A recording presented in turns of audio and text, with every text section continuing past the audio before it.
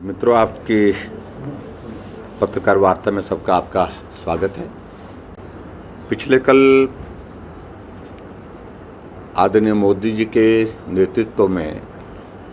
Cabinet की बैठक में एक बहुत महत्वपूर्ण निर्णय लिया गया है और वो निर्णय जो आज के दौर पर एक ग्लोबल इशू है, बेरोज़गारी। और मेरा ये मानना है कि बेरोज़गारी किसी देश का, किसी प्रदेश का ही मुद्दा नहीं है, ये ग्लोबल इशू आज की तारीख में है। और ऐसी परिस्थिति में सरकार की ओर से बेरोज़गारी को दूर करने के लिए प्रयत्न करने चाहिए। इस दृष्टि से आदरणीय प्रधानमंत्री जी लगातार प्रयासरत रहे और पिछले कल जो बहुत महत्वपूर्ण घोषणा की, उस घोषणा का मैं स्वागत करता हूं। सबसे पहले तो 10 लाख नौजवानों को देश भर में अलग अलग विभागों में नौकरी देने का ऐलान करना, और ये मैं कह सकता हूं कि शायद आज तक के इतिहास में भारतवर्ष में पहली बार इतने बड़े स्केल पर नौकरी देने का निर्णय करना फेज्ड मैनर में, और इस निर्णय का मैं स्वागत करता हूं, अभिनंदन करता हूं। हमारे देश के नौजवान राष्ट्रभक्ति के साथ, देश प्रेम के साथ देश की सेवा कर सके, एक जज्बा हमारे नौजवानों के बीच में जोश और जुनून का देश के प्रति बने, उस दृष्टि से एक महत्वाकांक्षी योजना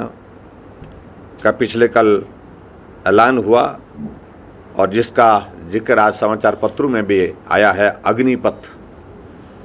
मैं उस निर्णय का आदरणीय प्रधानमंत्री जी का अभिनंदन करता हूँ और उनको बधाई देता हूँ हिमाचल प्रदेश सरकार की ओर से। और हमारे लिए गर्व का विषय ये भी है कि हिमाचल प्रदेश भले ही छोटा राज्य है, लेकिन देशभक्ति की भावना के साथ देश के लिए कुर्बानी देने वाले राज्यों में हिमाचल प्रदेश सदैव अग्रणी रहा है। और इस अग्निपथ की इस योजना के अंतर्गत हर वर्ष जो है वो 17.5 साल से 21 वर्ष की आयु तक हमारे नौजवान 4 वर्षों के लिए अग्निवीर के रूप में उसमें नियुक्ति ले सकते हैं, यानी कि उनको नियुक्त किया जाएगा। और मुझे इस बात की भी प्रसन्नता है कि एक साल में इसमें कुल 46,000 पद जो है अग्निवीर के भरे जाएंगे।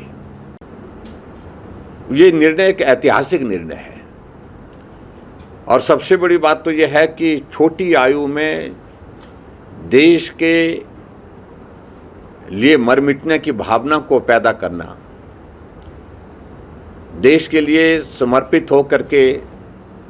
अपने जीवन की कुर्बानी देने का भाव भी उनमें जागृत करना, इस दृष्टि से इस योजना का एक बहुत बड़ा लाभ रहने वाला है। और मुझे इस बात की भी प्रसन्नता है कि जो अग्निवीर जिनकी रिक्रूटमेंट होगी, तो उसमें सारी जो फिजिकल उनकी कैपेबिलिटी है, उनकी योग्यता है, और सेना में जो नॉर्म्स कुछ रहते हैं उन सारी चीज़ों को लेकर के डिसिप्लिन के उन सारी प्रक्रियाओं को पूरा करने के पश्चात इसमें चयन किया जाएगा। और चयनित होने के पश्चात 30,000 रुपये उनको सरकार की ओर से वेतन भी दिया जाएगा, पहली साल में 30 और बाद में 4 वर्ष पूरा होने पर 40,000 तक पहुंचेगा, 40,000 तक पहुंचेगा। जिस प्रकार से हमारी एक नॉर्मल रिक्रूटमेंट जो है हमारी इसमें फ़ौज में होती है, आर्मी में होती है, और उसी तरह की सारी सुविधाएं लगभग जो है इन अग्निवीरों को उपलब्ध रहेंगी, ये भी उसमें जिक्र किया है।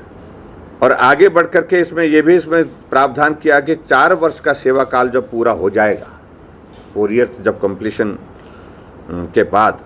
इन अग्निवीरों को सशस्त्र बल में 15 वर्ष तक नियमित सेवाएं प्रदान करने का भी अवसर दिया जाएगा।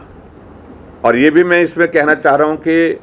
सेना के संगठन की मांग के अनुसार अग्निवीर के प्रत्येक बैच को 25% उम्मीदवारों को सेना में शामिल किया जाएगा। और आगे बढ़ करके ये भी मैं कहना चाह रहा हूँ उसमें कि प्रत्येक अग्निवीर को 11,71,000 रुपये जो है वो सेवा निधि, एक बहुत अट्रैक्टिव सेवा निधि जो है का एक पैकेज उनको दिया जाएगा। और इसमें 30% मासिक योगदान जो है वो अग्निवीर का अपना होगा तथा इतना ही सरकार का रहेगा। कुल मिलाकर के 11,71,000 रुपये जो है उसमें सेवा निधि के पैकेज के रूप में उनको मिलेगा। मैं हिमाचल प्रदेश की ओर से इस देवभूमि और इस देवभूमि के साथ वीरभूमि जिस प्रदेश को कहा जाता है, यहाँ की जनता की ओर से आदरणीय प्रधानमंत्री जी के इस बहुत महत्वपूर्ण निर्णय का अभिनंदन करता हूँ और स्वागत करता हूँ।